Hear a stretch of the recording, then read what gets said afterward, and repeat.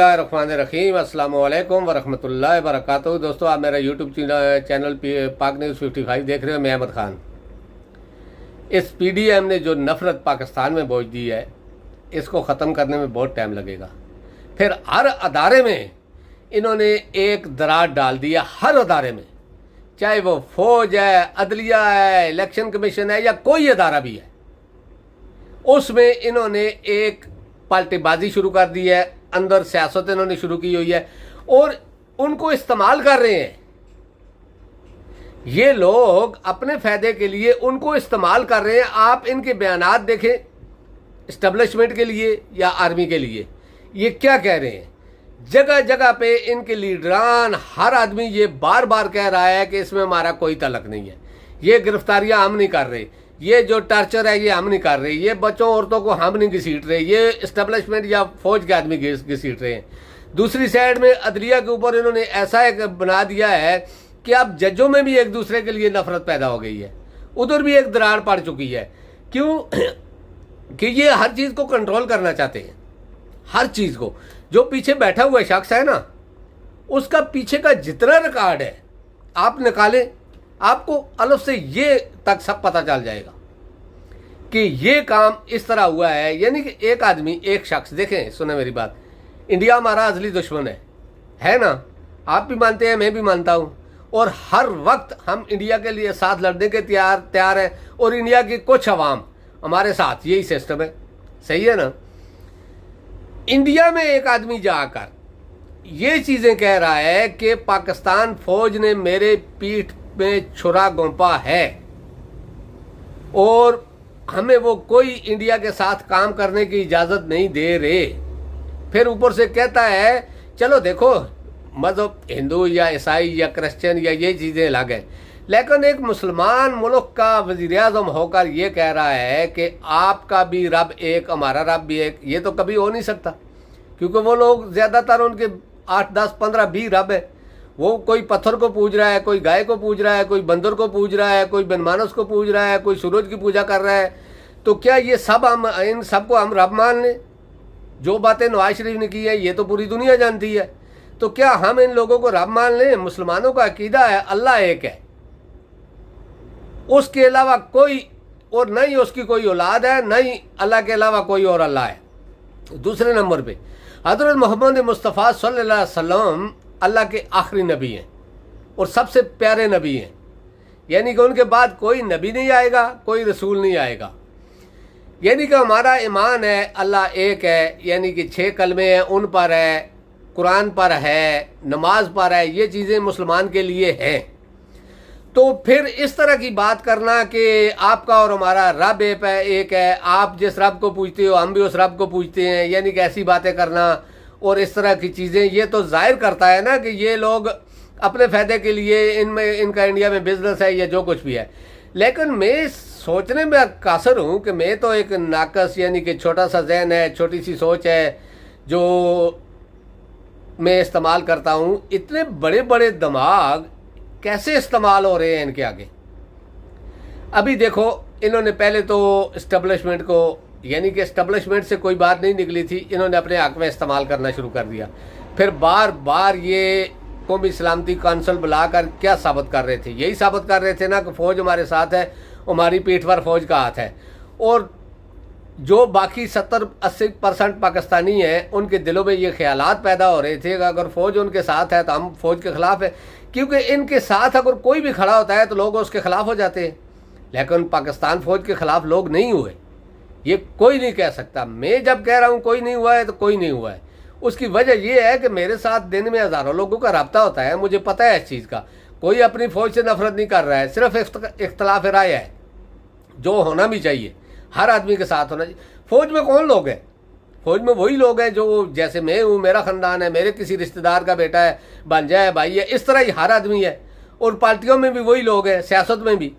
तो कैसे एक हो सकता है कि कोई आदमी अगर एक नफरत करता है तो दूसरा, एक घर में पार्टियों से हो सकता है, एक भाई मुस्लिम लीग में है, दूसरा नून तहरीक इंसाफ में है, तीसरा पीडीएम में, फजलू में है, चौथा जो है वो पीपल पार्टी में है, ये हो सकता है। लेकिन फौज या इदारे के खिलाफ कोई आदमी नहीं खड़ा हो सकता।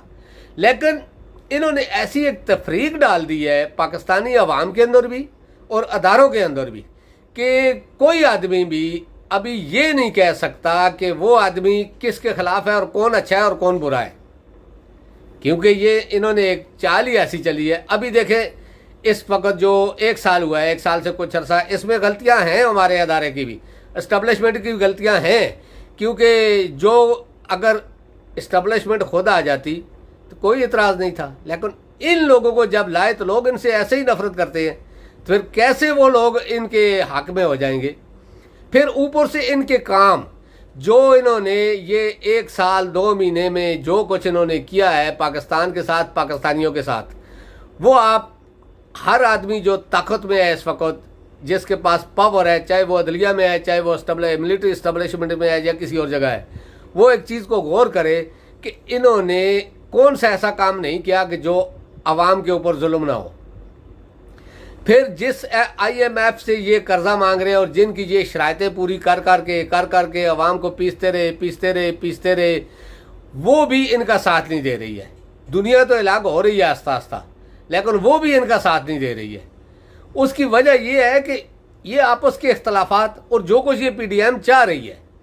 देखिए, पूरी PDM में कोई लोग भी किसी के खिलाफ नहीं है, सिर्फ 5 आदमी हैं जिनका मैं नाम लेता हूँ। एक तो जो लंदन में बैठा हुआ है वो, दूसरे नंबर पे फजला रहमान, तीसरे नंबर पे मरियम, चौथे नंबर पे जरदारी और 5वें नंबर पे ये क्या बोलते हैं इसको, जावेद लतीफ़ या ख्वाजा आसफ। ये जो इस तरह के बयानात दे रहे हैं, मैं उनकी बात कर रहा हूँ। ये लोग कभी भी पाकिस्तान को स्टेबल नहीं होने देंगे। अब अदारों को सोचना है कि वो किस तरीके से, देखें, अवाम में नफ़रत नहीं है किसी अदारे के ख़िलाफ़ भी, फ़ैसलों से इख्तलाफात ज़रूर हैं लेकिन नफ़रत नहीं है। अगर इस तरह ही रहा तो नफ़रत भी पैदा होगी। उसकी वजह यह है कि जो इन लोगों से लोग नफ़रत करते हैं, उन लोगों का जब अदारे साथ देंगे, फ़ौज का काम है वो आइन के मुताबिक, कानून के मुताबिक हुकूमत की ताबा होती है, लेकिन इस तरह का काम नहीं है कि हुकूमत सारे गलत फ़ैसले करे और फ़ौज उसका साथ देती रहे सामने बयानबाजी से या न्यूज़ से।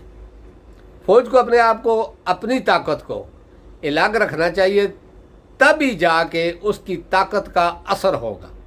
क्योंकि अगर फ़ौज इस तरह ताकत जगह जगह पे ज़ाहिर करेगी तो ताकत भी डिवाइड हो जाएगी और अवाम से फ़ौज का डर भी ख़त्म, डर तो पहले भी नहीं था, एहतराम भी ख़त्म हो जाएगा।